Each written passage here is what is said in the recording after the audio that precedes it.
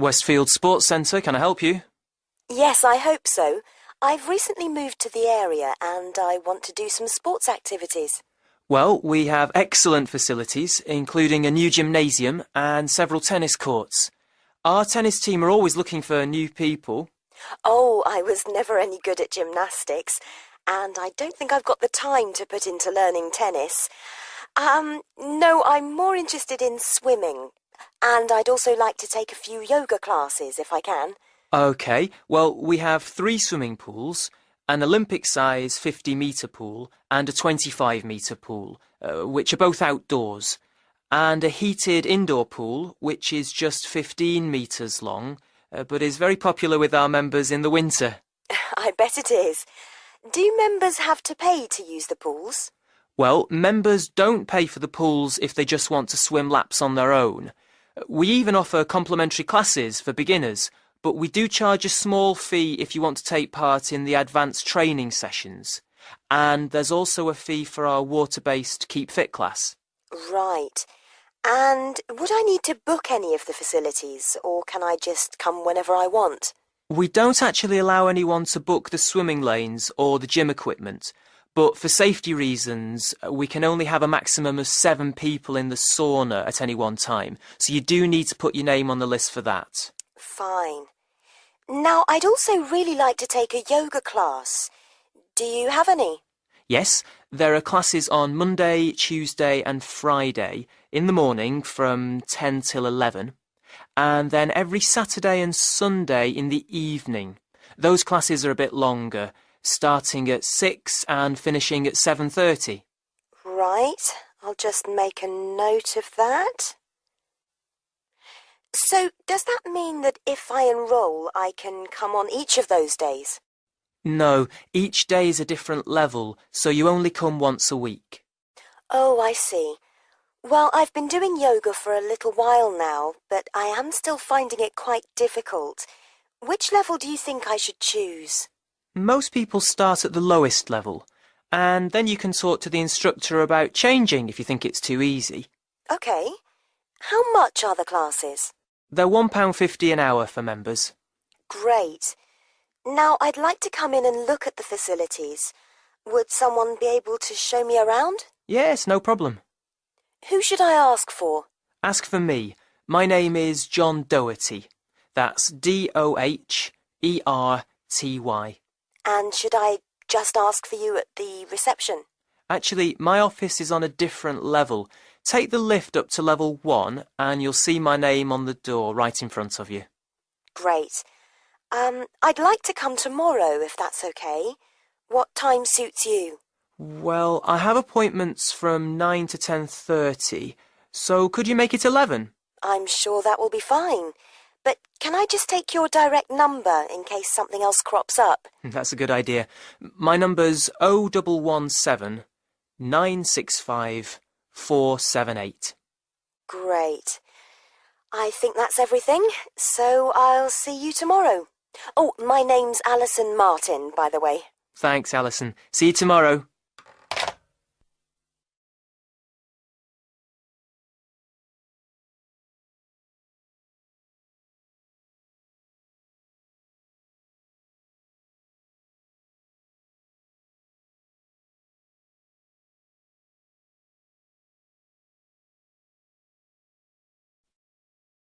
You will hear a trainer giving a talk to people who want to learn outdoor survival skills. First, you have some time to look at questions 11 to 16.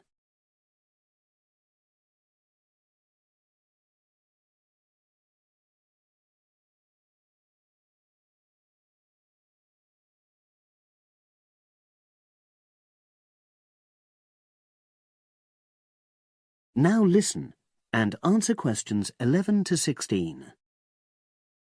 Good morning, everyone, and welcome to our outdoor survival program.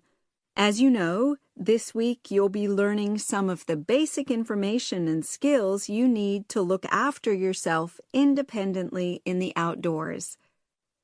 These first 2 days will be based here in the classroom, and then we'll be taking a camping trip to put into practice some of the things you've learned. I'm going to start off with the topic of food.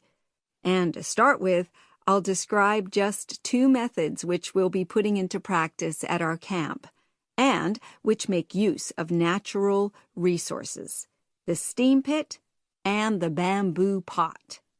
I've got 2 posters here to make things clearer, and I'll start with the steam pit here. To make this, you'll need some dry sticks, some grass, some loose earth, and some stones. And for this week only, some matches. The first thing you do is to dig a shallow pit in the place you've chosen to do your cooking. Let's say about 25 centimeters deep and 30 centimeters wide. Your sticks have to be a bit wider than the pit because you have to put a line of them along the top from one end of the pit to the other. Before setting light to these, you take some large stones and arrange them on top. Then you start the fire and wait till the wooden platform burns through and the stones fall into the pit. At this point, brush away any pieces of hot ash from the stones. You can use a handful of grass, and then take another stick and push it down into the center of the pit, between the stones. After that, you cover the whole pit with a thick layer of grass. And then you can put your food on it, wrapped in more pieces of grass, like parcels. Finally, cover the whole thing with earth. You have to pat it firmly to seal the pit. Then all you have to do is take the stick out and pour a bit of water into the opening that it leaves. It should take about 4 hours for your food to cook, as it cooks slowly in the steam that's created inside the pit. Now you have some time to look at questions 17 to 20.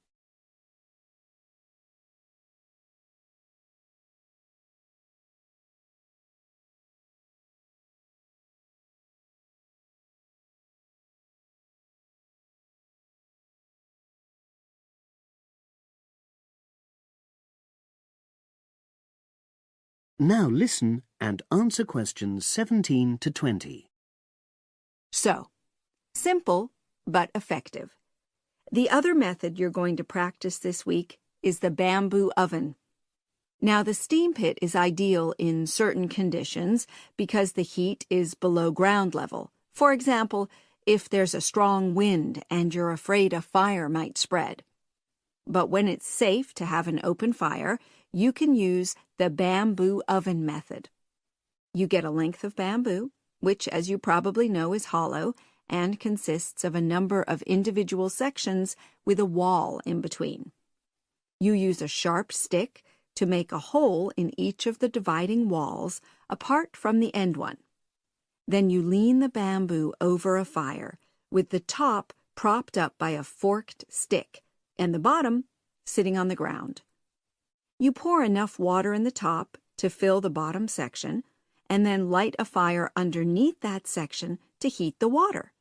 Then you put your food inside the top section, and the steam coming up the bamboo through the holes you made cooks it. I'm going to move on now to food itself and talk about some of the wild plants you might cook. I'm going to begin with fungi. That's mushrooms and toadstools. I'm sure you'll be aware that some of these are edible and they're delicious, but some of them are highly poisonous. Now, whether they're poisonous or not, all fungi that you find in the wild should be cooked before eating, because that helps to destroy any compounds in them that might be mildly toxic. But be aware that any amount of cooking won't make poisonous varieties any safer to eat. Unless you can definitely identify a fungus, you should never eat it. It's not worth the risk. And you need to be really sure, because some fungi that are poisonous are very similar in appearance to certain edible varieties. They can easily be mistaken for each other. So, having said all that, fungi are delicious when they're freshly picked, and although they are only moderately nutritious, They do contain minerals which the body needs. I'll move on now to leafy plants, which are generally... That is the end of section 2. You now have half a minute to check your answers.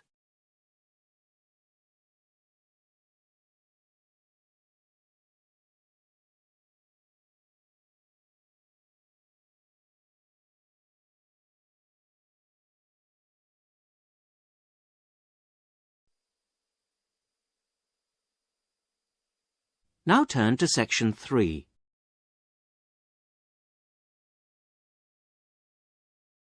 Section 3.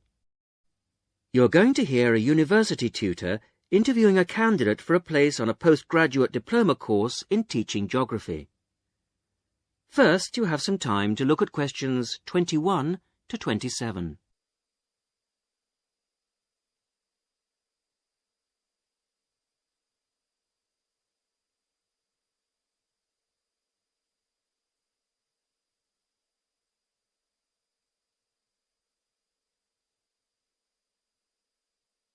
Now listen carefully to the first part of the interview and answer questions 21 to 27. Hello. Jonathan Briggs, isn't it? Yes, that's right. Do come in and sit down. Thanks. Right. Well, Jonathan, as we explained in your letter, in this part of the interview, we like to talk through your application form, your experience to date, etc. And then in the second part, you go for a group interview. Group interview. Yes, I understand.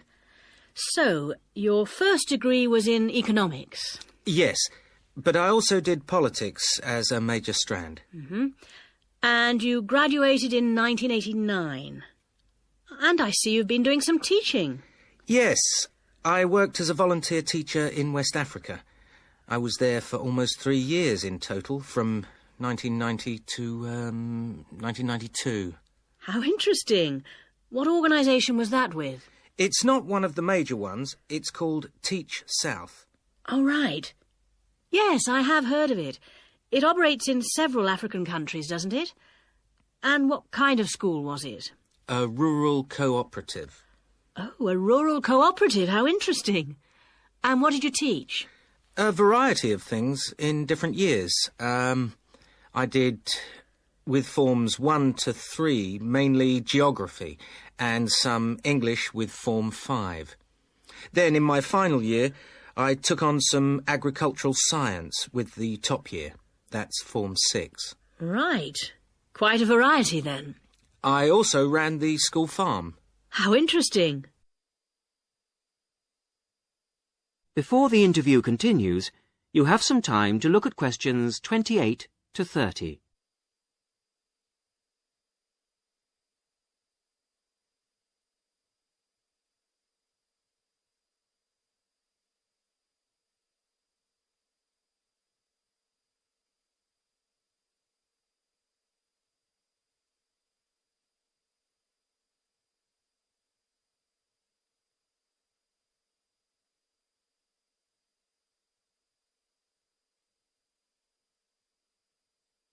Now listen to the rest of the interview and answer questions 28 to 30.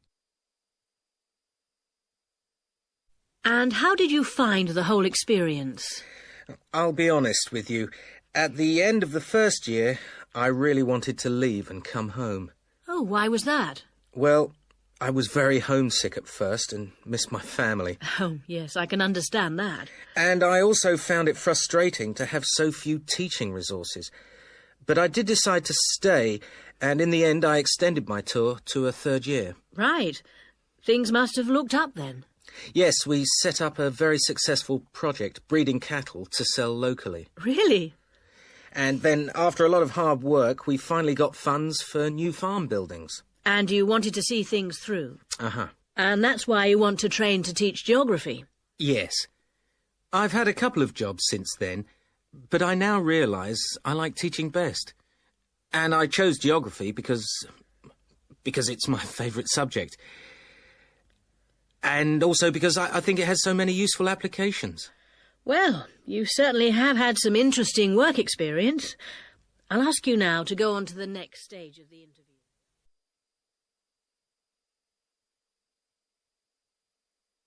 That is the end of section 3. You will now have half a minute to check your answers.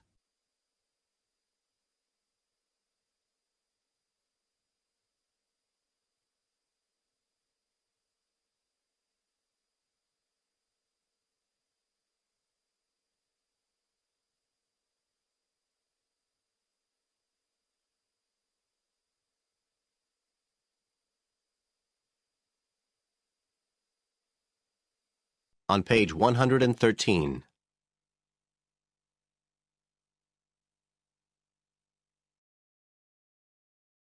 Section 4. You will hear a presentation by a student about a website she has designed for a supermarket. First, you have some time to look at questions 31 to 40 on pages 113 and 114.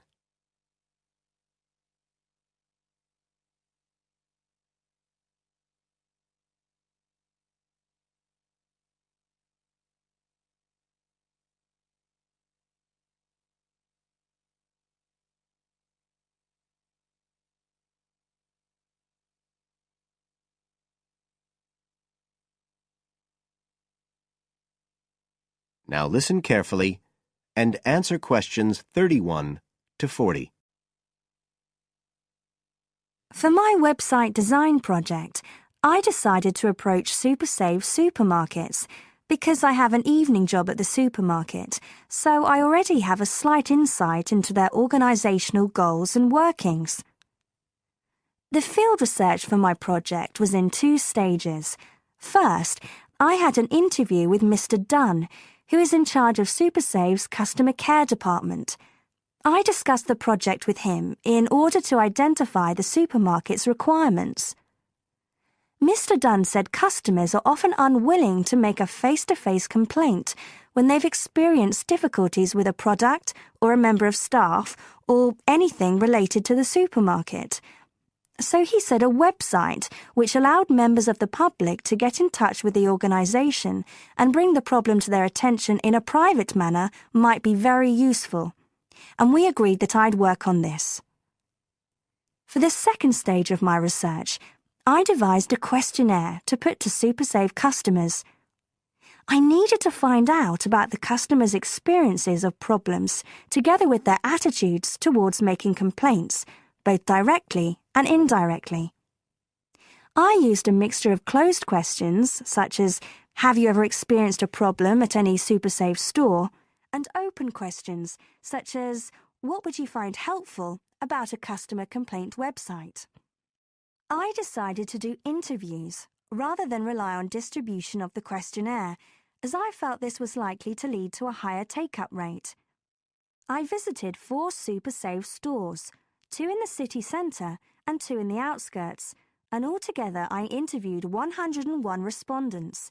Then finally, I analysed the results.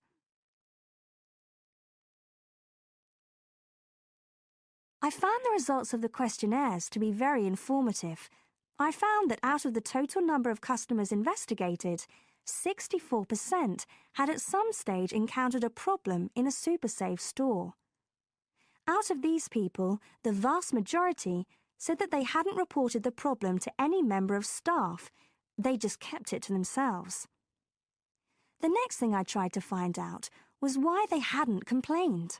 Well, about 25% of the people I interviewed said the reason was that they couldn't be bothered, and a slightly smaller percentage said that they didn't have enough time. But 55% said the reason was that they felt intimidated. I finally asked if they would be more likely to complain if they didn't have to do it face-to-face, and nearly everyone I asked said that they would, 95% to be exact. I then set about designing the website to meet these needs. Once I'd completed the website, I made another appointment with Mr. Dunn to find out what he thought of it. Mr. Dunn said he felt that the pages would benefit his organisation by giving customers a new way of expressing their complaints and by making it easier to collect complaints identify specific places where service and customer care were not as good as they should be, and act upon them accordingly. SuperSave is already a highly customer-orientated organisation, and he thought our website would be an excellent addition to their customer care effort. This is all well and good, but there still remains the general problem with websites, that there's the lack of access to online computers. Surprisingly, in my survey, I found that 88% of those interviewed had access to the internet, which I felt was quite high. But this access wasn't always direct. For some people, it was through their children and grandchildren and neighbours and so on, rather than being readily available in their own homes. This could prove to be a major drawback to the site, but it is still better to have it now to get the edge over competitors, however slight, and in the very near future, it is expected that almost everyone will have direct access to the internet.